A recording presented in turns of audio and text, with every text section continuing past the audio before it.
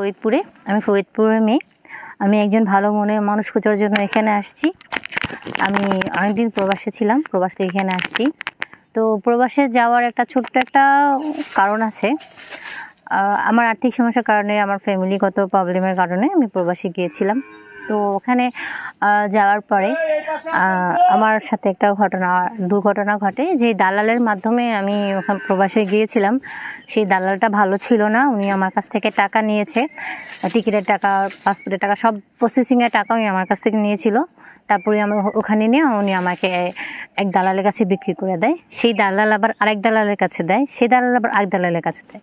3-4টা দালালের হাতে হয়ে আমি একটা খারাপ একটা জায়গায় পড়ে গিয়েছিলাম। তো ওখানে অনেক টর্চার হয় আমার উপরে। তারপরে এক ভাইয়ার মাধ্যমে আমি ওখান থেকে বাংলাদেশে আসছি আর কি। মানে প্রবাসে যা কাজ হয়নি, আবার চলে আসতে হয়েছে এমনটা? হ্যাঁ। আচ্ছা, এখন একটু আপনার নাম ঠিকানাটা একটু যদি বলতেন। কি নাম বলছেন? আপনার নামটা কি ছিল?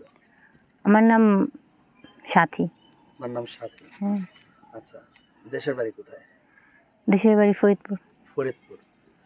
তো এখন জিনিসটা কতদিন আগে ঘটছে এরকম ঘটনা? এটা ঘটছে আরো 1 বছর আগে। 1 বছর আগে। এখন বর্তমানে দেশে এসে কি কাজ করতেছেন আপনি? দেশে এসে মেশিনে কাজ করতেছে। কি মেশিন? সেলাই মেশিন? হ্যাঁ, সেলাই মেশিনে কাজ করতেছে। আচ্ছা, কার মাধ্যমে দেখেছিলেন আপনি? আমার এক আঙ্কেলের মাধ্যমে গিয়েছিলাম। উনি এর আগেও অনেক মহিলা পাঠিয়েছিল। উনি বলেছিল যে এরকম ভালো জব, ভালো কাজ। উনি আমাকে বলেছিল সেখানে ক্লিনারিং কাজের জন্য আমাকে আর কি পাঠাবে। হ্যাঁ, পাঠাবে। তারপরে আর কি আপনার সাথে এই ঘটনা ঘটছে? হ্যাঁ, তারপর 4-5টা দালালের মাধ্যমে, মানে এক দালাল থেকে আরেক দালাল। মানে আপনাকে কোথায় বিক্রি করছে? আমাকে নিয়েছিল ওমানে। আচ্ছা, মানে বলতে কোথায় বিক্রি করছে? কোথায় মানে আমাকে বিদেশে নিয়ে বিক্রি করছে। বিদেশে কোথায় বিক্রি করছে?